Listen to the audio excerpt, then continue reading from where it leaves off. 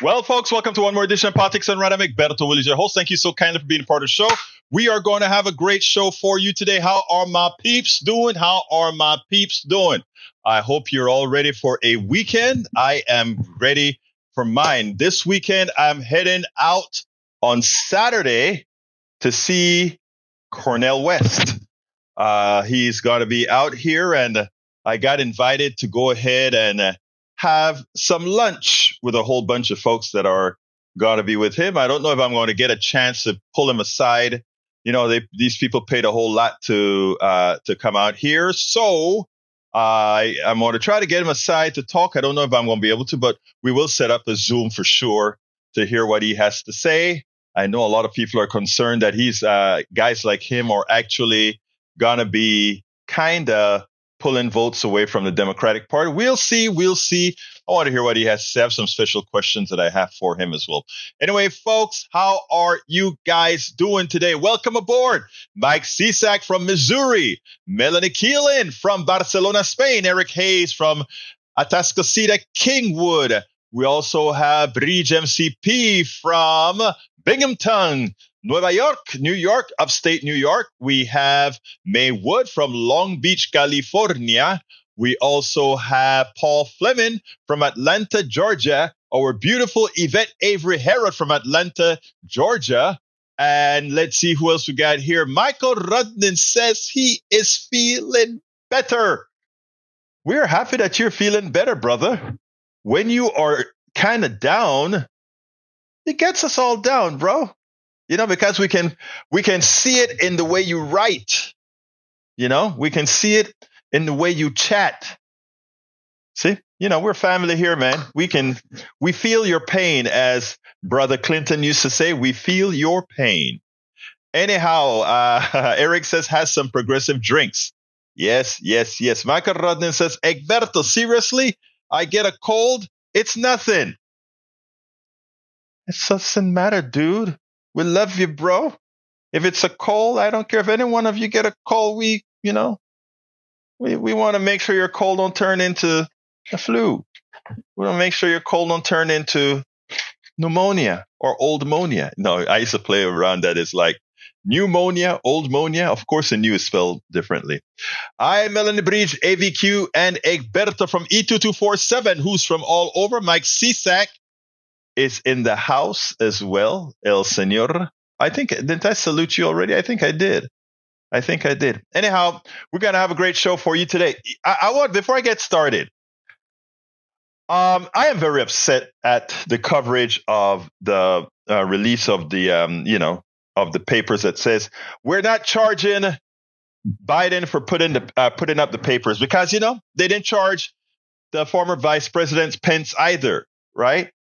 Why did the right wing go crazy when they didn't charge Pence? Why are they going crazy after not charging Biden? And we have the exact reason why. They detail the reasons why. But that's not what's concerning with me.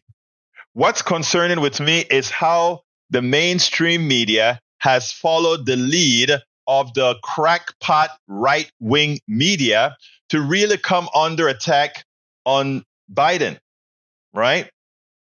I find it amazing, first of all, that her would just come out and say something like, he can't remember when his son was dying. I mean, he was kind of out of it in his mind, et cetera, et cetera, et cetera. Look, when the Justice Department no-bills you, in other words, when they tell you that there are no charges, they have one sheet of paper and they come out there and say, no charges found. There's nothing that you did that was wrong. Okay? Like they did with Pence.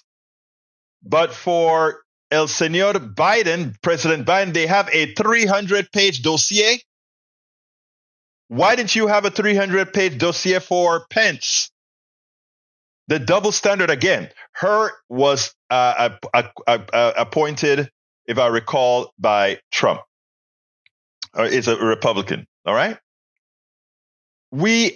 And so the media jumps on the clearly political statements, and instead of coming out and just letting Americans know the truth, this isn't something that's normally done. when somebody is no billed by the Justice Department, we get a one sheet that says they were no bill. But no, they wanted to do something to try to embarrass the president.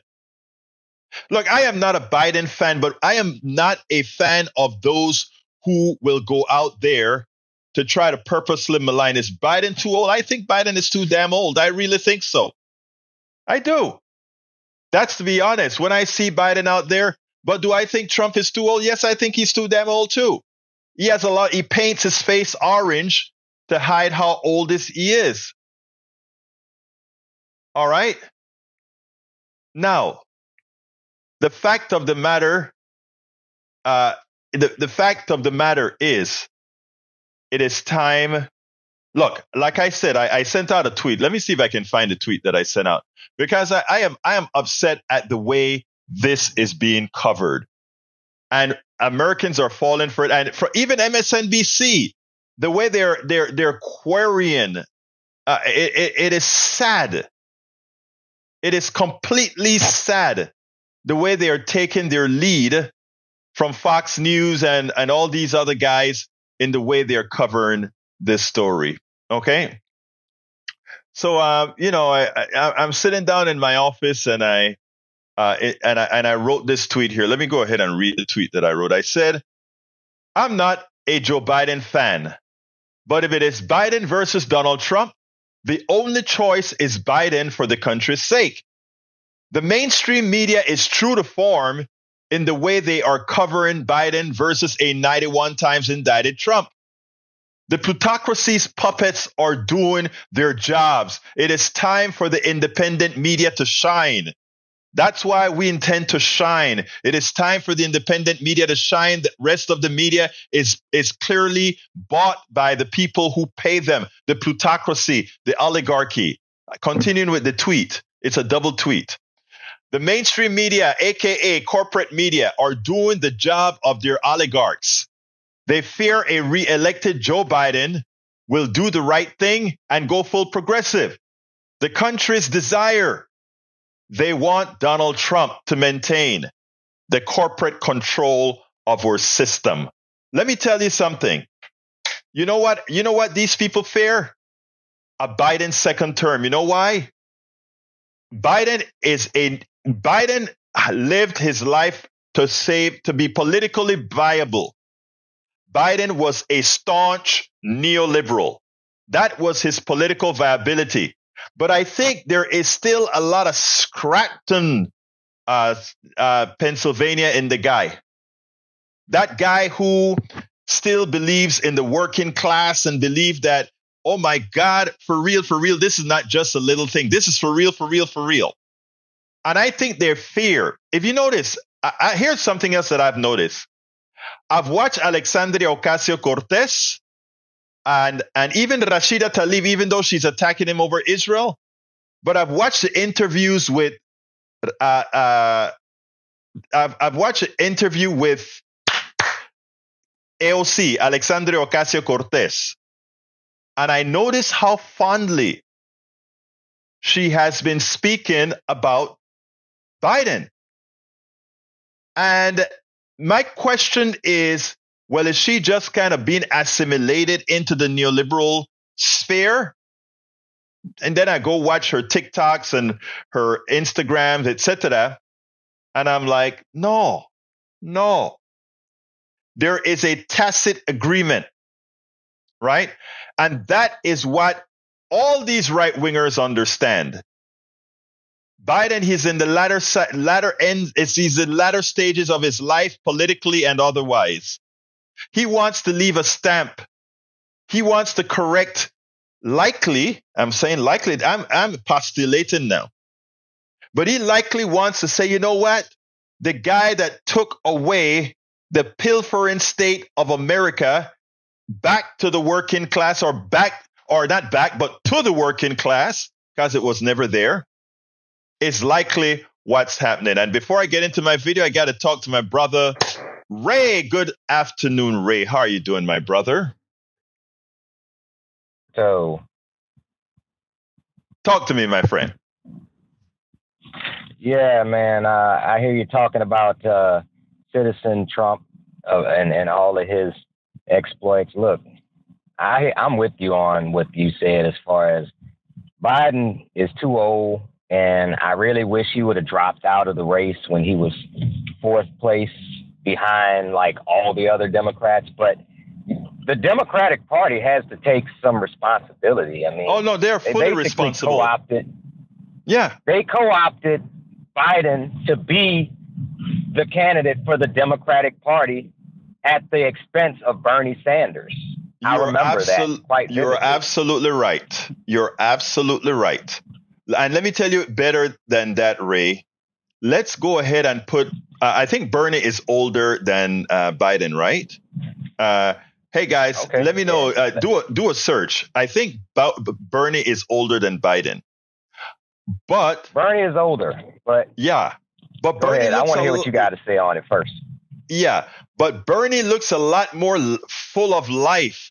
He looks a lot more vibrant. He has a lot more fighting spirit. Yeah, Biden has a way that he raises his voice and and then he kind of chills out and he talks with his hoarse voice, right? He's old.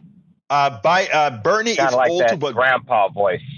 Right, but Bernie is young old. In other words, Bernie is that old guy with a young heart that says, I know what progressivity is all about.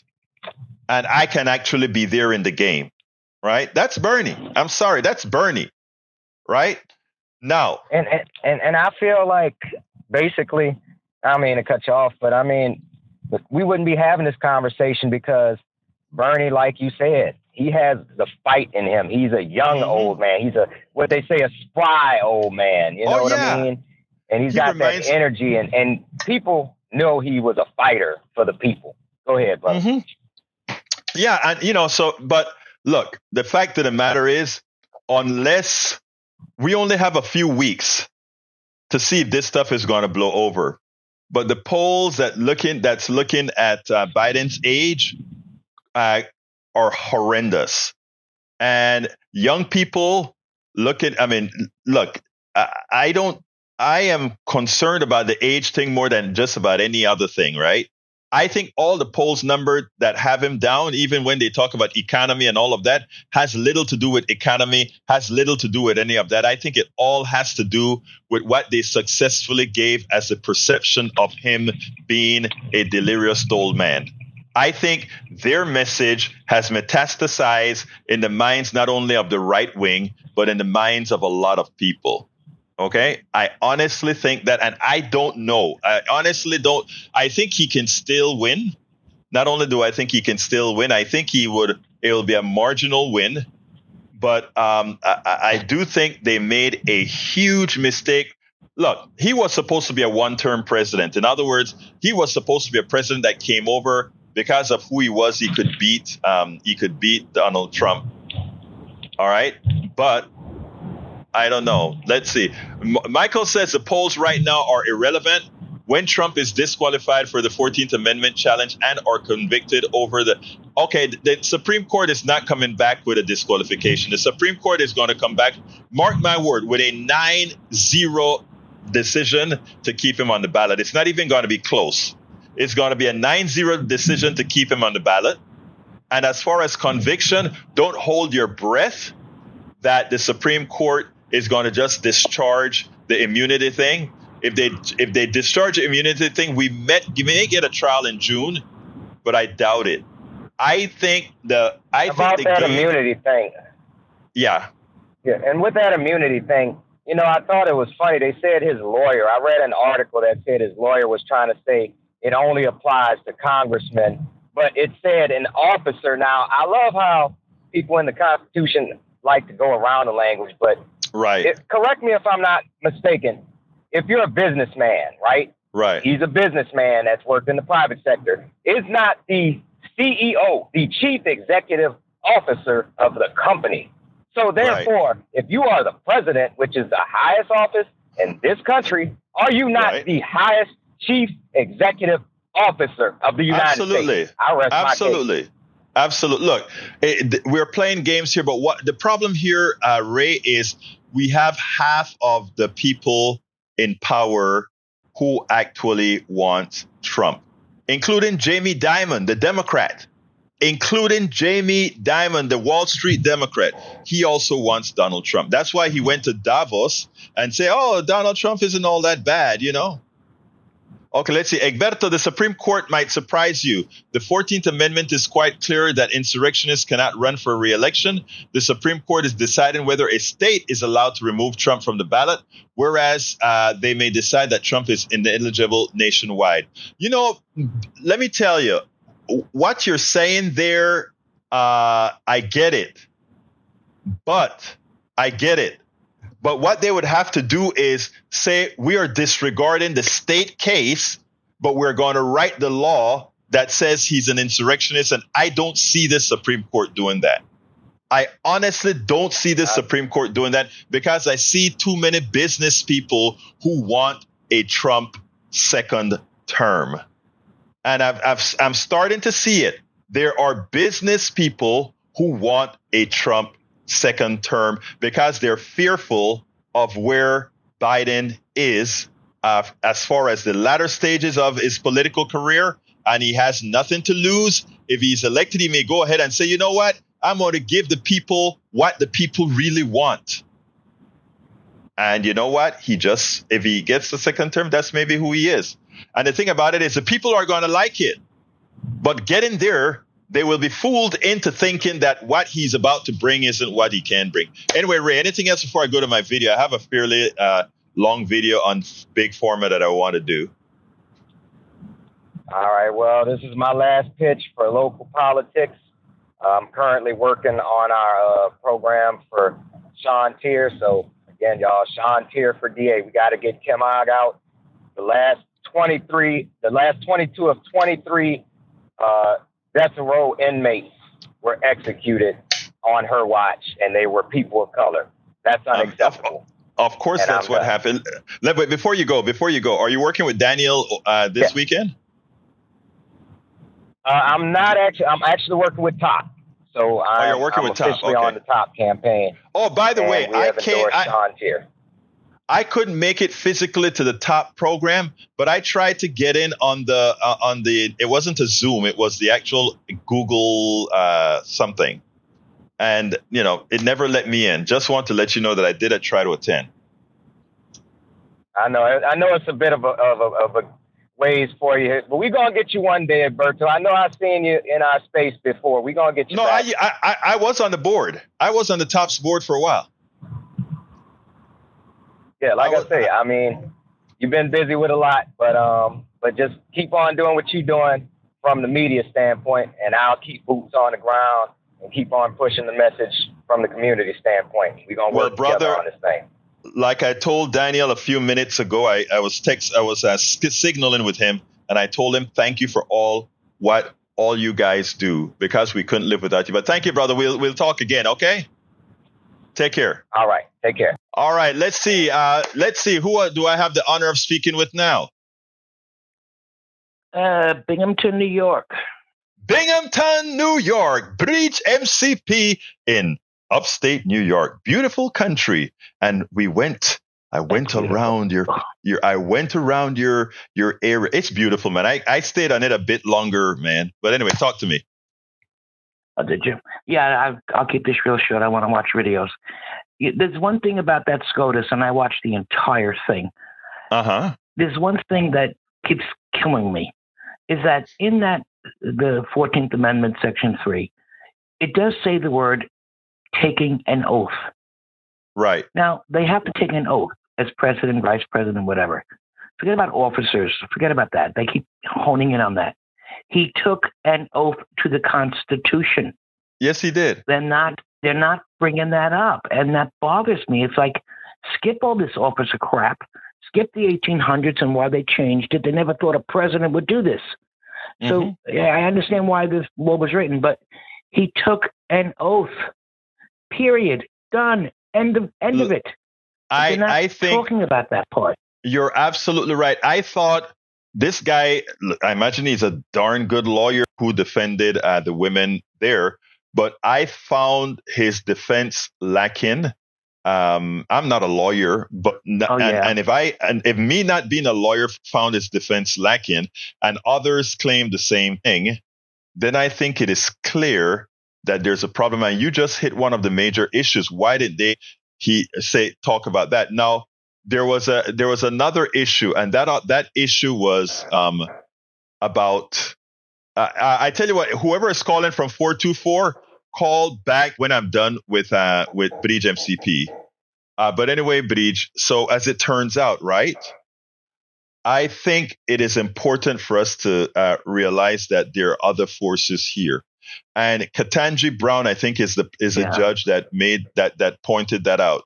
And I think she said, remember, this amendment was not to empower states, but to empower the federal government from states' rights who would have tried to come back in to the government. So I think that's why what Rudnin just said makes a lot of sense, right? In other words, he says, don't underestimate the courts, because they're not going to allow it via state being able to do it, but they may use this particular piece to make it a national thing. I don't know the way the laws work, to be truthful. So I don't know if they can just make a ruling that is completely anathema to what came to the courts. In other words, they came as a state rights issue. I don't know if they can make it this is not a states' rights issue. He's off the ballot, but nationally. I don't know how that works. So I don't know if I don't know. Brother, they're very confused about that. Yeah. So I don't know if Brother Rudnin knows something that I don't. Yeah, I never researched that. No, so. I don't. They're very confused about all of that. But I'll let you go. Right. I just wanted to say that. Thank you, Bridge, for calling in. Hey, the caller who came from 424, give me a call now because the video is 19 minutes long. So I want you to give me a call before I start the video if you're going to call in. I'm going to talk for about 2 minutes or so to give you a chance to call in again. There we go. All right, 424. Who do I have the honor of speaking with? Hey, Egberto, hello? Can you hear me? Yes, I can. Who do I have the honor of speaking with? I think I need to mute. Yeah, Egberto, go ahead and. This is Myla Reason. I sit with you on the board of Pacifica Radio. Pacifica. Yeah, how you doing? How you doing, Myla? I'm doing great. I'm so glad to have caught your show because you are on fire today. And I just, hats off. I'm just really enjoying everything that you're saying. You are totally right on. And I just wanted to say something else about the 14th Amendment, Section 3, which is something that people don't really talk about too much. But it has to do with giving aid and comfort to those insurrectionists.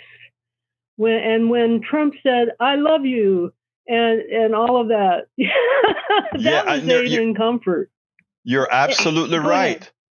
No, you're absolutely right. Look, I think Colorado actually put him on trial. Okay, Trump was actually on trial in Colorado, and he is an insurrectionist based on the outcome of that trial in Colorado. And that is but when that trial was over, they found him guilty, but they said they couldn't remove him from the ballot. When it went to the Colorado Supreme Court, they said, absolutely, he's an insurrectionist, he's off the ballot. And that's what the Supreme Court is looking at. And you're right. You're absolutely right. He's already proven to be an insurrectionist. Exactly.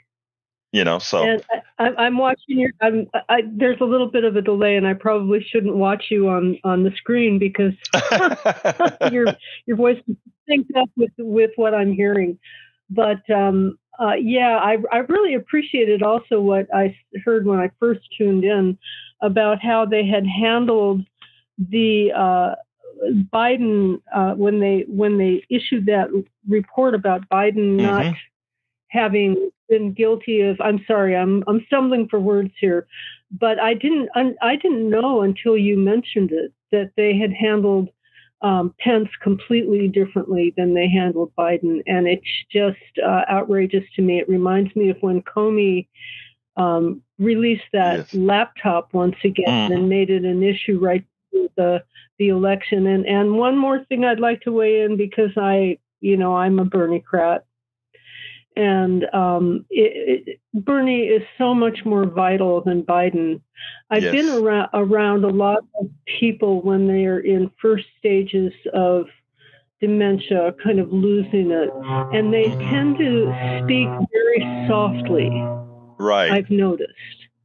And when I see constantly, whenever I go to YouTube and I see these ads for Biden, and Biden's asking us to chip in to his campaign, he sounds like someone who's in decline. Yes, I agree. But I agree. Go ahead, but I just want to say, but I will vote for him if the choice is between Trump and Biden. It's because I see it as a choice between Biden and fascism. Exactly. And that is what I intend to do. I mean, the thing about it is there's a president and then there's a presidency. And most presidents execute within the presidency. Donald Trump was only the mad person that took him as president and had the external forces that pulled his strings. But if you look at Obama, you look at Bush 1, Bush 2, there's this stuff called the presidency that they work within that cocoon. So I have no problem voting for Biden again. And I also stick with what I say, where I think that Biden is going to become, I will say, if he's a candidate, when reelected, I think you're going to see him a lot closer to the people that you and I believe in. I don't know if you know, I was actually a Bernie Sanders delegate in Philly. I was a Texas delegate for Bernie in Philly. Yeah. Oh, yeah. So, but Myla, it's a pleasure serving with you on the Pacifica board. Let me tell you, I like to stay quiet unless I have something to say on the thing. I don't, I'm not into that person that, that needs to be saying a whole lot. But it's great having you on the board. All right. Thanks for taking my call, and I look forward to the video you're about to play. Thank you, my friend. You take care. Have a great day. All right, folks, that was Myla, member of the Pacifica Network Board of Directors. Anyway, let's go ahead and get busy with the video. Look, I kind of got excited at the end of the video because I want us to take control, folks. I want us to take control. Here it is. When it comes to our healthcare system, when it comes to our economic system in general, it is so frustrating because for the most part, it is a fraud. And I am not saying this to be facetious. I'm not saying this to be over the top, but the basis of our economic system is a fraud. I mean, I remember when Bernie Sanders said Wall Street was actually based on a fraud. He said something to that effect. And many people took aback to that statement. The reality is it is a true statement, and it is worse. It is nothing more than legalized gambling, but that's beside the point. Bernie Sanders on the 8th of this month of February had brought in some of the heads of pharma companies. And I want you to listen to these guys. I want you to listen to the statements that Bernie made. Because if it's not upsetting to understand that what these guys are doing is taking your wealth from you via a mechanism called we get sick sometimes. And because we get sick sometimes, they have the wherewithal, they have the monopoly on either you getting healthy or you choosing to hold out, wait, and see if you live or die. Listen to this, and then we'll take it on the other side. We are aware of the many important life-saving drugs that your companies have produced. And that's extraordinarily important. I think, as all of you know, those drugs mean nothing to anybody who cannot afford it. And that's what we're dealing with today, that millions and millions of our people cannot afford the outrageously high cost of prescription drugs in this country. Now, my time and the time of all of the members is limited. So we're going to just, I'm going to ask. So my time is limited. So I'm going to start by asking all of you a number of questions, and I would appreciate it if you could respond with a yes or no answer. It turns out that in our dysfunctional and extraordinarily expensive healthcare system, hundreds of thousands of Americans have gone to GoFundMe in order to raise money to pay for their healthcare needs and for their prescription drugs.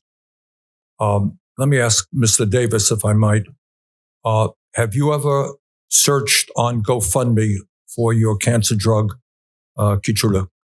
No, I have not. We have. I and my staff have. And we have found over 500 stories of people trying to raise funds to pay for their cancer treatments.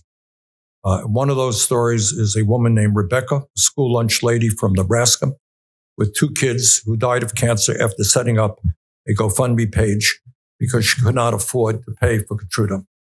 Rebecca had raised $4,000 on her GoFundMe page, but said the cost of Keytruda and her cancer treatment was $25,000 for an infusion every 3 weeks. Mr. Davis, and please, yes or no, is it true that the list price of Keytruda is $191,000 a year in the United States? That is close to being true, yes. Thank you. Is it true that that same exact drug can be purchased in Canada for $112,000 a year and $44,000 a year in Japan? Generally, yes. Mr. Davis, even though the price of Keytruda is 1/4 of the price in Japan compared to the United States, does your company, does Merck make a profit selling Keytruda in Japan? We do. So what I understand is you make a profit selling Keytruda in Japan for 1/4 of the price that you sell it for in the United States. My question to you is a pretty simple one. Will you commit to lowering the price of Keytruda in the United States to the price of Japan? Well, Senator, I think first I acknowledge the prices in the United States are higher than they are in many of the countries you said, and not for all drugs, but for many drugs, and that's the reality we face. But I think it's also important to point out that you get access in the United States faster and more than anywhere in the world. We have 39 indications for Keytruda across 17 tumor types in the United States. If you look across Europe, it's in the 20s. If you look across Japan, it's in that number or a little bit less. So there is a reason why the prices are different.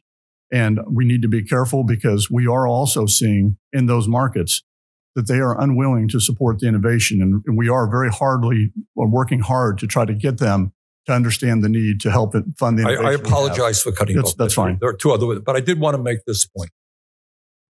Again, we all appreciate breakthrough and important drugs that you and other companies have produced that save lives. No debate about that.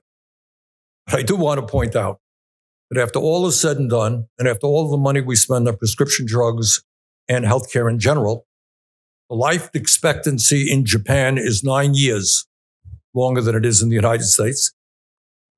Senator Cassidy talked about Canada. The life expectancy in Canada is 6 years longer than in the United States.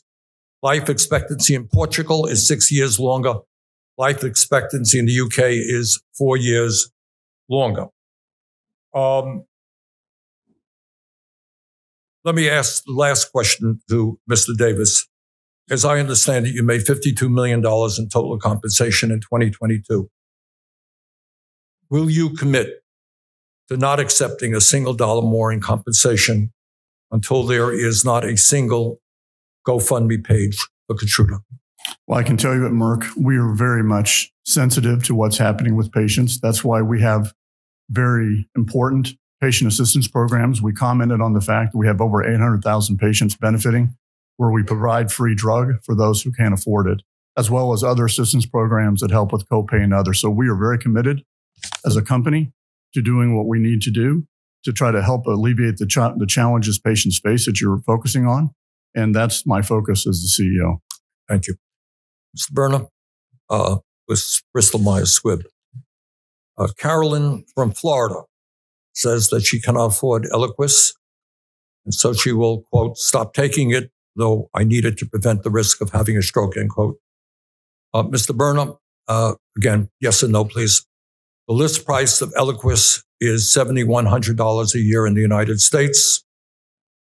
Dr. Melissa Barber, an expert at Yale University, has estimated that it costs just $18 to manufacture a year's supply of Eliquis. $7,100, what we pay $1,800 to manufacture. Is it true that the same exact drug, Eliquis, can be purchased in Canada for $900 a year? Senator, that's roughly correct. Let me ask you this.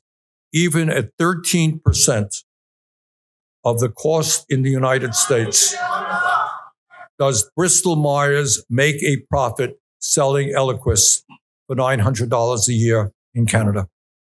Senator, we do make a profit. All right. So you're selling the product for 13% of what in Canada, of what we pay in the United States. And obviously you sell it there because you make money. So Mr. Berner, will you commit today that Bristol Myers Squibb will reduce the list price of Eliquis in the United States to the price that you charge in Canada where you make a profit? Senator, we can't make that commitment primarily because the prices in these two countries have very different systems that prioritize very different things. In Canada, medicines are generally made less available, and it takes oftentimes considerably longer for those medicines to be available on average. Roughly. I do apologize. Life expectancy in Canada is 6 years longer than it is in the United States. Mr. Berner, your company spent over $12 billion on stock buybacks in 2022. Given that reality, can you tell Carolyn why you can't lower the price of Eliquis? First, Senator, let me say no patient should have to go through the types of choices that the patient you just described go through. It is our commitment to continue to bring down the price of medicines in the U.S., and I would love the opportunity to bring down the price of Eliquis in the U.S. Our net prices, what we are compensated, have actually over the last 5 years declined. At that same time, the list prices have increased. Why is that? Because of the complexity of this system and the billions of dollars in rebates that we have provided to intermediaries that unfortunately do not go to lowering the price of medicines like the patient you just described. Again, I apologize. I want to get very briefly with Mr. Duerto, who's with Johnson & Johnson. Mr. Duerto, is it true that the list price of Stelara is $79,000 a year in the U.S.? Is that roughly right? It's roughly right, but it's also true that the average discount of Stelara in the U.S. is 70%. I know all of that, and we've dealt with PBMs, and we're going to get to that, I'm sure, in this morning. Is it true that while charging $79,000 in the United States, that the exact same product is sold in Spain for $18,000? I don't know the price in Spain. I can tell you that the average discount in the US is 70%. So the price that you quote is 30% of that. Okay. Mr. Duerto, is it true that it costs less than $15 a year to manufacture Stelara? The manufacturing cost is only a component that goes into our pricing. When we price our medicines, we're looking at the value that the medicine brings to the healthcare system, our ability to continue to invest in research. We invested $15 billion last year. And also, we look at affordability.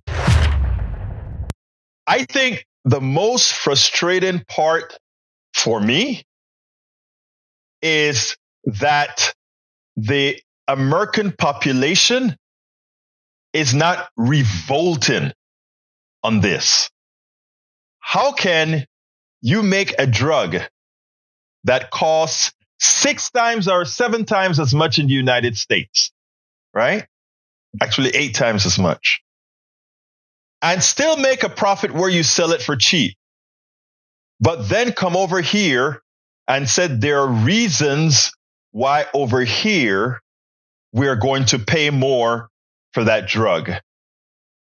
You know, you still make a profit. There are reasons. But then again, in all these countries where you're selling it at a much lower rate, where their government really cares about their people to actually force these parasitic thugs to drop their prices, their lifespans, their life expectancy are anywhere from 4 years to almost 10 years greater than ours, but we pay. We continue to pay. But worse, we continue to defend these corporations that pilfer us all. And they don't just pilfer Republicans or Democrats, or they pilfer us all. They have the ability to set the prices. There ain't no real regulations that governs what they can charge, even if the research that their discoveries are based on, which most of them are, developed by universities we pay for. In other words, their wealth is built on the cumulative knowledge of all of us. But because of an economic system which I define and I think can prove is a fraud, they get the spoils, they take our wealth. You know, again, I said the most upsetting part is that the American population is not in revolt against all these parasites. And notice I call them parasites. One of the excuses that they give for the high price of drugs, one of the things they said is, well, you know, we in the United States, our model foments innovation, allows for innovations. And, you know, I guess they're trying to say the profits that they get in the Japans of the world and the Canadas of the world and the Great Britons of the world isn't going to warrant the kind of innovation based on those profits, which is a dead set false statement. As I mentioned on my previous program, most of the innovators are salaried employees. I repeat, most of the people doing any kind of innovation are salaried employees.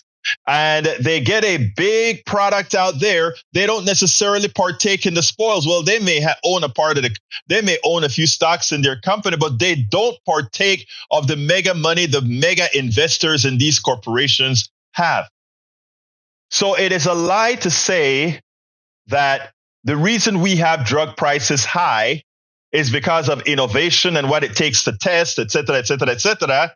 Because like I said, the American population invests much in universities that create the database of knowledge to create these drugs. But it's just a few, the heads of these corporations, the shareholders in these corporations, that get all the spoils. Parasites. It's the classic definition of a parasite. Ye who does the work doesn't get all the spoil. Ye who goes ahead and just simply suck the blood of those who either develop the product, the drugs, or need the drugs. Again, I ask, where is the rage? Where is the revolt in the American population that says, we're not going to tolerate that. We're not going to pay several times for the drugs. We are not going to buy your airplane as we go bankrupt, as we go to GoFund, as we lose our homes. People, we can't let ideological junk keep us from keeping our eye on the ball of those who are taking our wealth. It's not the immigrants coming over the border. It's not those others that they would make you believe. It's not the crime rate that we have to sit down and fight. The biggest criminals in our country today wear suits and ties. Because while they may not be killing us with a gun, they're murdering us with the with their doings. They're murdering us with a false scarcity of drugs by their overinflated prices. They're murdering us by us having to worry of losing our homes and dying from distress. They are murdering us in the thousands, if not the millions. And these are not overstatements, folks. A lot of folks are going to say hyperbole, over the top. It is not. It is not. My wife went for a kidney biopsy. They billed the insurance company $27,000.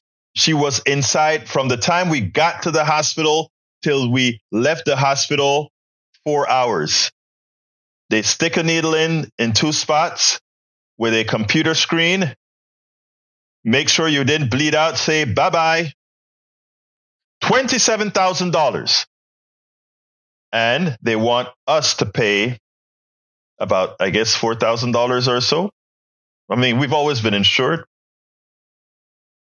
I am not going to do it. I am going to make it be known if we don't get it taken care of. How can a biopsy cost the price of an electric car? How can the drugs that we have that you need for 1 year cost you the price of the most expensive luxury car? One of the most expensive luxury cars. How can we tolerate that? We should do better. We must stop fighting each other and start going after those who have robbed us and continue to rob us. The parasitic thugs in suits and ties. The parasitic thugs in suits and ties. Remember that word, parasitic thugs in suit and ties. You know, the petty thief that goes into a 7-Eleven or a little store and steals something. We don't want that. They're thugs, yeah. But you know what? Those guys in suits and ties, are you going to give up some of your $55 million that you stole from the people? Are you going to make sure you don't get any higher rates than that? Oh, well, you know, I can't promise that now. Are you going to reduce your price even though, put it this way, this is one that got to me.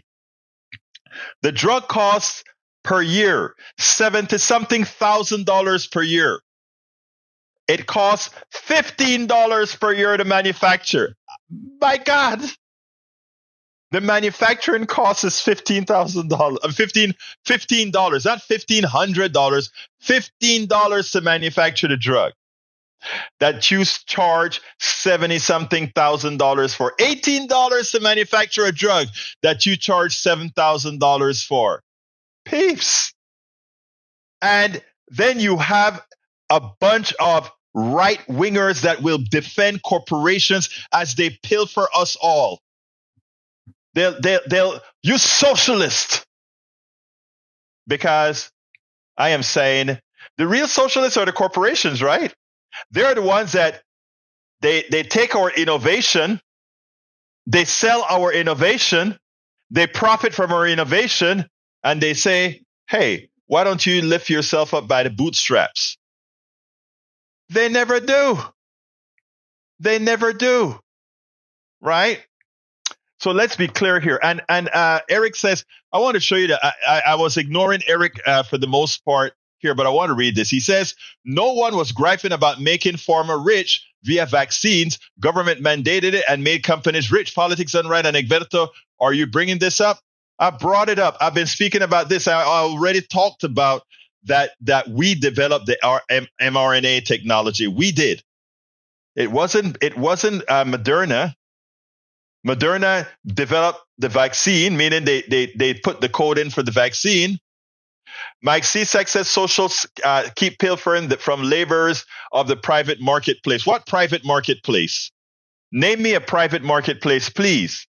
When the oil company is digging up oil that was put there by the supreme being or whoever put the oil there, they are digging up oil that should belong to all of us. We don't get a royalty from the oil. Oh, I'm sorry. There is a red state that does that. Oh, Alaska, a red state. Guess what they do? All of their citizens get a check from all the oil they export from Alaska. Do you think should we be able to say that in Texas? Should we be able to say that in Montana?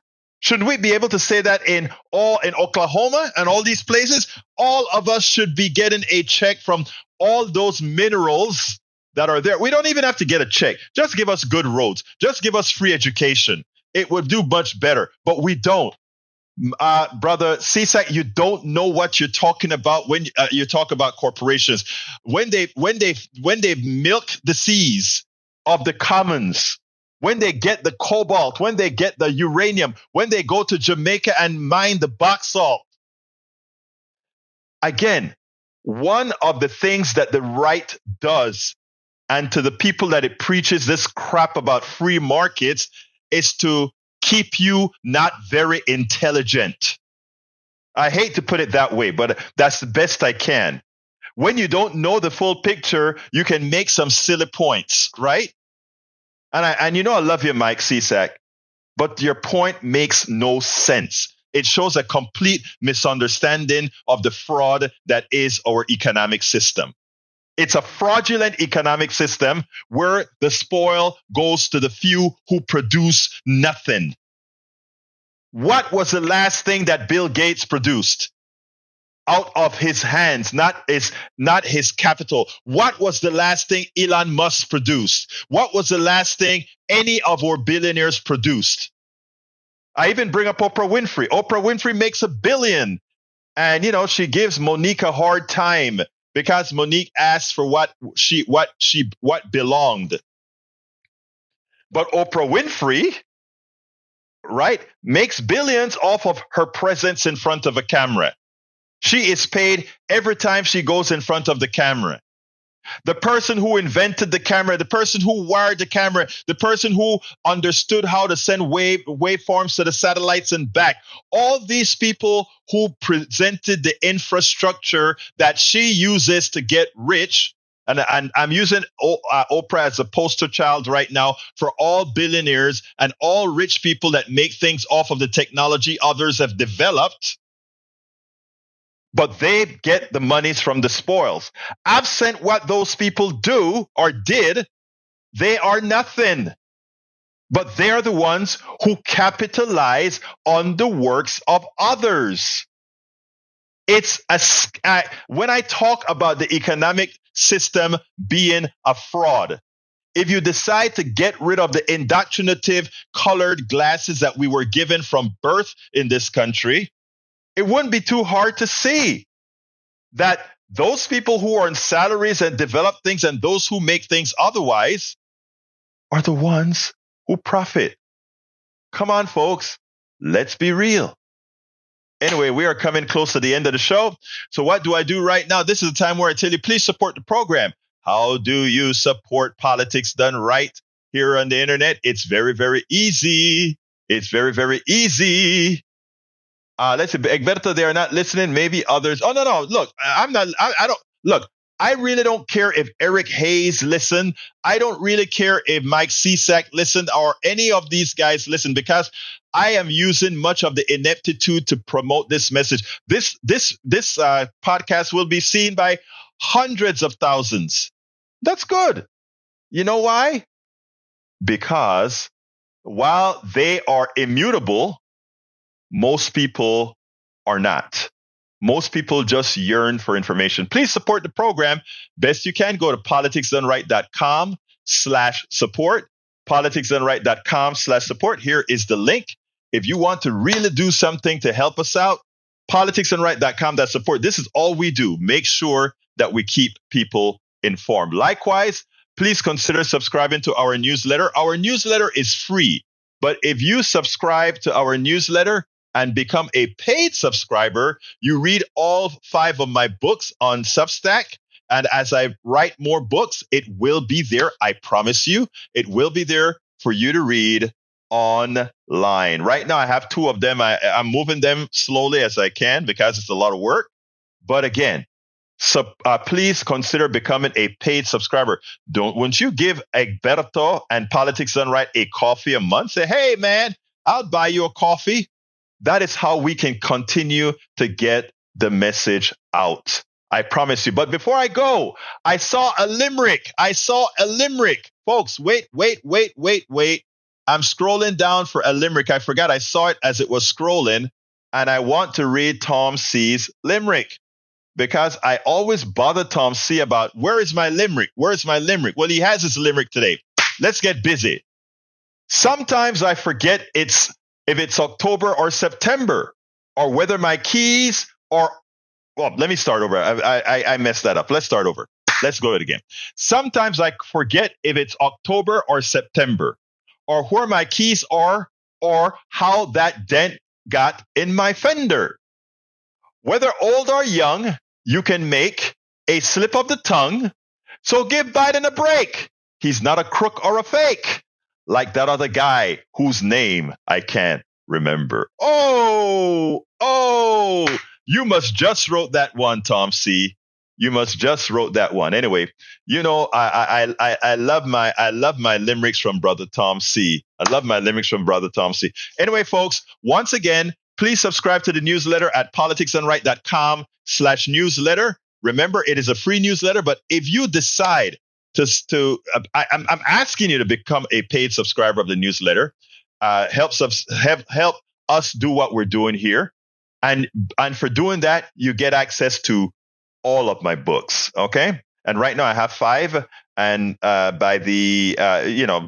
have 3 of them that I'm writing right now. So please go ahead, subscribe, politicsdoneright.com/newsletter. And of course, to support, politicsdoneright.com/support. Anyway, folks, I got to get out of here. My name is Egberto Willies. This is Politics Done Right.